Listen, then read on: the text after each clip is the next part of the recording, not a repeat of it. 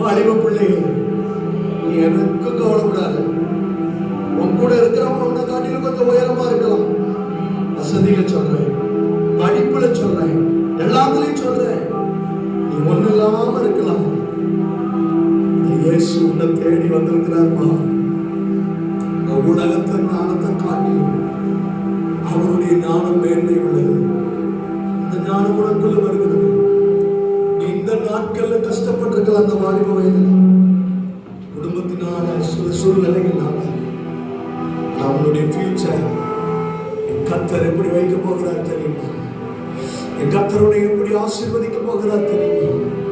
பாடும் தேனும் ஓடுகிற தேசத்துல, பாடும் தேனும் ஓடுகிற தேசத்துல ஒரு யோசுவா, ஒரு காலேப்பு, ஒரு ஜோஷுவா, ஒரு காலேப்பு.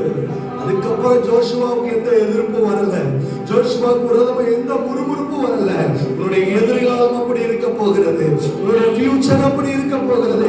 இனி நீ முறுமுறுப்பை பார்க்க போகிறது இல்ல, இனி நீ பிரச்சனையை கஷ்டத்தை சந்திக்க போகிறது இல்ல. என் ஆண்டவர் உன்னை சரியான பாதைக்கு நேரா. வாலிபனே, வாலிபுக்குள்ளே கர்த்தர் உனக்காக பேசுகிறார். இதோ அந்த புதிய காரியத்தை கர்த்தர் உனக்கு அறிவிக்கிறார். யோசேப்பை நினைத்துப்பா, அவன் முந்தினவைகளை மறந்தான், கர்த்தர் அதிபதியாய் மாறப்படினார். ஜோஷுவாவை நினைத்துப்பா, மோசேக்கு வந்த போராட்டங்கள் அவனுக்கு வரவில்லை. கர்த்தர் பாலும் தேனும் ஓடுகிற தேசத்தில் அவனை காலூட்ட செய்வாரா? இந்த கிராமத்தில், இந்த வீட்டில், இந்த குடும்பத்தில் இருக்கிற பிள்ளைகளே கஷ்டத்துல இருக்கலாம்.